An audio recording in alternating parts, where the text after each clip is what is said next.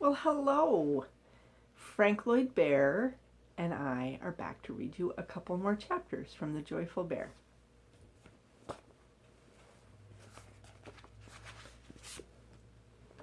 Chapter 14, Joy.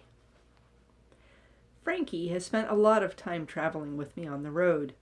When he first came to live with me, I drove a little Honda Civic named Peep Car. Frankie sometimes rode shotgun in the space between the two front bucket seats. Sometimes he rode in the passenger's lap, waving at people we passed along the way. But his favorite place to ride was in the driver's lap. He did not ride quietly there. "Please, please, please," he would plead. "Not now, Frankie. There's too much traffic," I would say. A few minutes later, he'd start again. "Can I now, please?" "Oh, okay. Go ahead," I would capitulate. And he would dive at the steering wheel with his nose and blow the horn. Beep!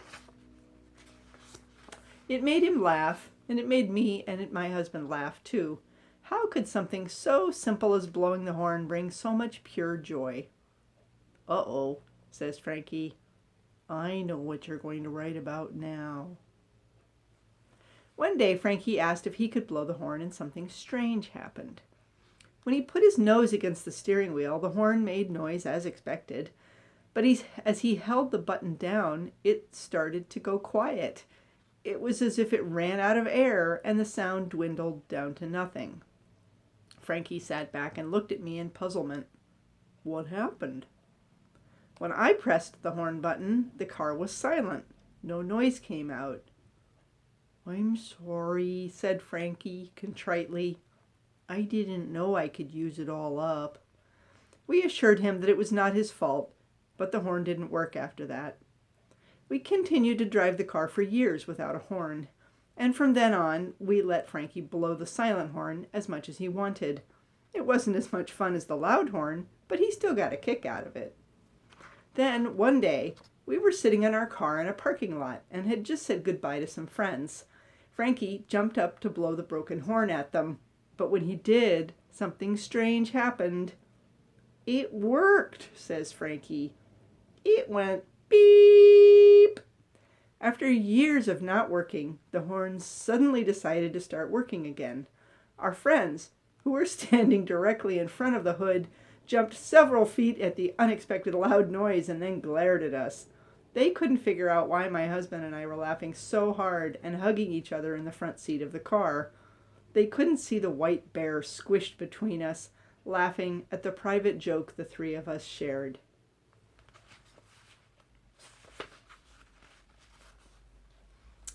We tend to compartmentalize joy in Western culture. We've been told that it belongs in some places and not in others. It's considered inappropriate in banks, the Social Security office, funeral parlors, and the freeway at rush hour. Joy is supposed to be found at weddings, Christmas, rock concerts, and ice cream parlors. I'm not very good at keeping joy in its place. Like Frankie, I seem to find it everywhere. I was walking across a street in Seattle when I looked down and saw a happy spot marked in chalk on the pavement. One of the neighborhood children had drawn a rectangle where you could put your feet, and the instructions said, "Stand here." When I stepped inside the box, I realized that it was indeed happy. From that day forward, I began to find and mark happy spots wherever I went. On pavement, I used chalk. In sand or grass, I put up a small sign. I also carry cards that say happy spot on them, which I hand out to strangers. The cards list some suggested uses, including set card on floor, stand on spot, feel happy. Carrying a happy spot in your pocket is one way to find joy everywhere, even banks and freeways. That's because of an important secret I'm going to share with you. If you actively look for joy, you will always find it.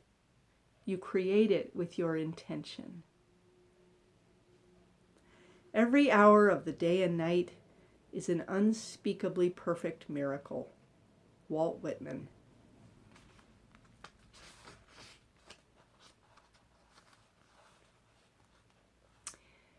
Chapter 15. Being. I often go away from Frankie for a few minutes or hours or months. When I come back, He is exactly as I left him. He might be sitting on a shelf looking across the room at me. He might be laying on his back on the bed. He might be sitting on my pillow. But unless someone else has been picking him up and hugging him, he is right where I left him. "What do you do when I'm not around, Frankie?" I ask him. "Oh, you know, the usual." He's being a little coy, trying to hook my attention. I take the bait. "What's the usual?" "I be," he says. "How do you be, Frankie?" "Well, it depends on how I started, whether I am sitting or lying down." "So if you are sitting, you lie down, and if you are lying down, you sit?" "No, no, no," he corrects me. "If I am lying down, I lie down, and if I am sitting, I sit, and if I am eating air, I eat air. I do what I am doing." What Frankie is describing to me is mindfulness. "Well, that's a big word for what I do," he says. "Be" is shorter. Frankie sits quietly for a couple of minutes as I type and think, and stare at the ceiling and scratch my ear. Then he says, "Okay, I showed you. Were you paying attention?" "Paying attention to what?" I ask. I have already forgotten what we were talking about. I am so busy thinking about what I am writing and what I am going to fix for dinner. "I was showing you what I do when you are not around," he says. "You weren't doing anything," I say. "What was there to pay attention to?" "I was doing something very important," he says. "I was being." "Well, I was being too," I say.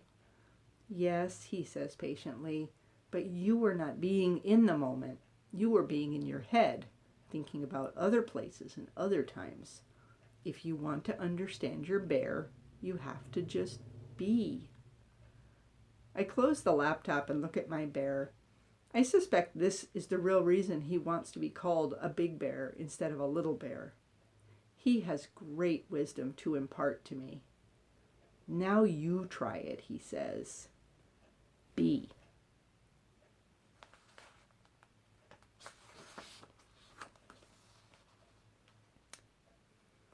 In 1935, Bertrand Russell wrote, "The modern man thinks that everything ought to be done for the sake of something else, and never for its own sake," from In Praise of Idleness.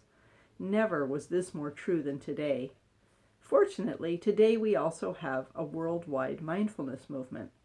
People are beginning to turn off their devices, stop hurrying, and simply be, as Frankie puts it. Although it has its roots in Buddhism and Eastern philosophy, mindfulness can also be done as a secular practice. In a 2014 Time magazine article, Kate Pickert writes, "If distraction is the preeminent condition of our age, then mindfulness in the eyes of its enthusiasts is the most logical response. The ultimate goal is simply to give your attention fully to what you're doing. One can work mindfully and learn mindfully. One can exercise and even eat mindfully. The banking giant Chase now advises customers on how to spend mindfully. If you've never tried it, you'll find stacks of books on the subject, as well as thousands of articles on the internet, and even a monthly magazine called Mindful. The best way to learn is in a community with others. An internet search will help you find a mindfulness meetup or meditation center near your home, or you might check with your local library, hospital, or yoga studio. Once you've learned the practice, you can do it anywhere, anytime, with anyone, including your bear. Why should we live with such hurry and waste of life? Henry David Thoreau.